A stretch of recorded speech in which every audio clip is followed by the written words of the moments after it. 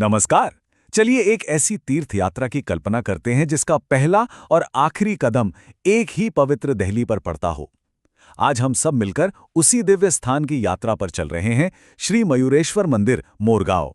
गणपति बप्पा की आस्था का वो केंद्र जहां से सब कुछ शुरू होता है और जहां आकर सब पूरा होता है। तो यही वो सवाल है जो इस मंदिर को इतना इतना खास बना देता है। एक ऐसी तीर्थ यात्रा जहां पहला कदम और आखिरी कदम एक ही जगह रखा जाए। ये तो एक चक्र को पूरा करने जैसा है ना? तो अष्टविनायक यात्रा में मोरगांव को ये अनोखा सम्मान क्यों मिला है? आइए मिलकर इस रहस्य को परत दर परत खोलते हैं। देखिए, मोरगांव का महत्व सिर्फ एक यात्रा के शुरू और आखिर में होने तक ही नहीं है। असल में ये गणपति संप्रदाय का मुख्य केंद्र है, जिसे आद्य पीठ कहते हैं, यानी पहला या आदि स्थान। इस संप्रदाय के मानने वालों के लिए गणेश जी ही सर्वोच्च शक्ति हैं, परम ब्रह्म। तो ये मंदिर सिर्फ एक पड़ाव नहीं, बल्कि इस पूरी आस्था का उद्गम स्थल है। तो ये अष्टविनायक यात्रा आखिर है क्या? देखिए, ये महाराष्ट्र में भगवान गणेश के उन 8 स्वयंभू मंदिरों की पवित्र परिक्रमा है जो खुद प्रकट माने जाते हैं। और इस यात्रा का एक अटूट नियम है। इसकी शुरुआत मोरगांव से होती है और इसका समापन भी यहीं आकर होता है। इसके बिना ये यात्रा अधूरी ही मानी जाती है।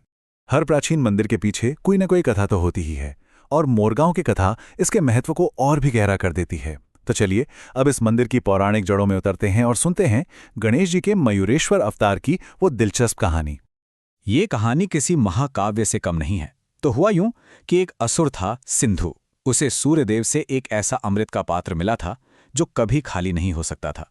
अपनी सुरक्षा के लिए उसने वो पात्र ही निगल लिया और बन गया अजेय। उसके अत्याचार से तीनों लोग कांप उठे।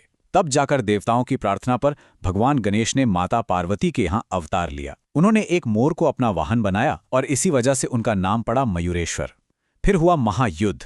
मयूरेश्वर ने सिंधु की सेना को हराया और आखिर में उसके शरीर को चीरकर उस अमृत पात्र को खाली कर दिया, और इस तरह उस दुष्ट असुर का अंत हुआ। वैसे मयूरेश्वर नाम के पीछे की कहानी भी बड़ी दिलचस्प है। इसकी 2 वजह बताई जाती हैं। पहली तो जैसा हमने सुना, उनके वाहन से जुड़ी है। मयूर यानी मोर और ईश्वर यानी स्वामी, तो बन गया मयूरेश्वर। और दूसरी वजह इस जगह के नाम से जुड़ी है। माना जाता है कि ये गांव मोरगांव एक जमाने में मोरों से भरा हुआ था, इसलिए यहाँ के देवता मोरेश्वर या मयूरेश्वर कहलाए। दोनों ही कथाएं इस जगह की दिव्यता को बड़ी खूबसूरती से दिखाती हैं। इस मंदिर की महानता का प्रमाण तो खुद गणेश पुराण के इस कथन से मिलता है। इसमें साफ साफ कहा गया है कि गणेश जी के 3 सबसे जरूरी निवासों में से पृथ्वी पर सिर्फ एक ही है, और वो है मोरगांव। बाकी 2 स्वर्ग और पाताल लोक में हैं। ये एक बात ही इस जगह की असाधारण पवित्रता को साबित कर देती है। अच्छा, पौराणिक कथाओं से अब जरा मंदिर की भव्य बनावट की ओर बढ़ते हैं। ये सिर्फ पूजा की जगह नहीं है, बल्कि आस्था का एक ऐसा किला है जिसकी हर दीवार, हर दरवाजा अपनी एक कहानी कहता है। पहली नजर में ही ये मंदिर किसी किले जैसा लगता है ना? चारों तरफ ऊंची पत्थर की दीवारें और कोनों पर बनी मीनारें। ऐसा लगता है मानो इसे भक्तों की आस्था की रक्षा करने के लिए बनाया गया एक अभेद्य दुर्ग हो। और मंदिर के अंदर का प्रतीकावाद तो और भी गहरा है।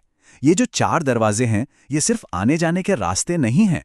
हर दरवाजा एक युग से और जीवन के एक लक्ष्य यानी पुरुषार्थ से जुड़ा है।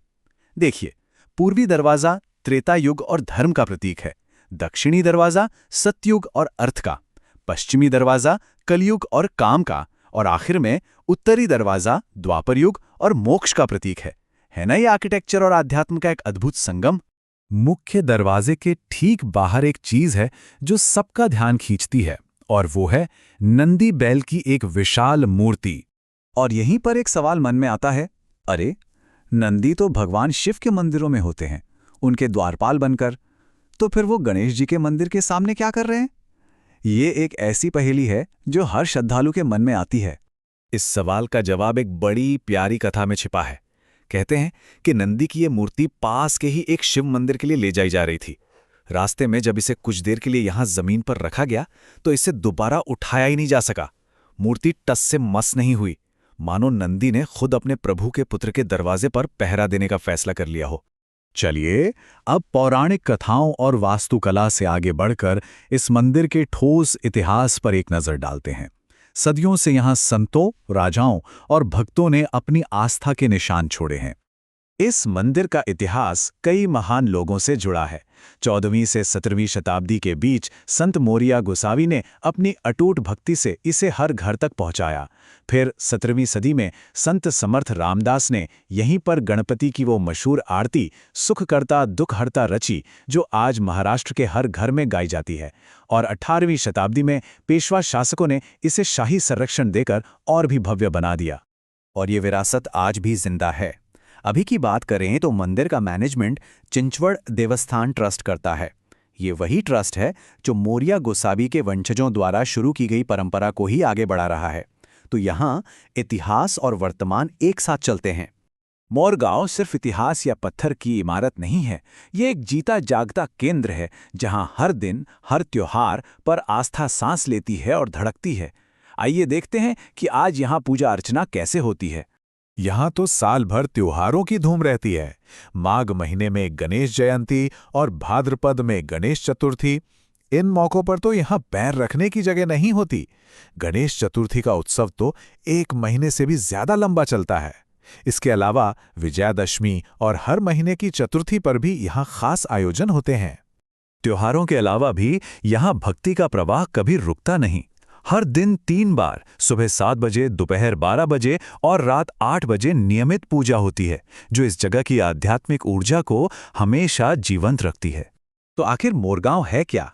ये एक मंदिर है, एक किला है, एक पौराणिक कथा है, एक इतिहास है और एक जीती जागती परंपरा है। ये सोचने पर मजबूर करता है कि आखिर कैसे एक ही स्थान आस्था, इतिहास, वास्तुकला और भक्ति की इतनी सारी परतों को अपने आप में समेट सकता है। वाकई ये सिर्फ एक तीर्थ का आरंभ और अंत नहीं, बल्कि सनातन विश्वास का एक पूरा चक्र है।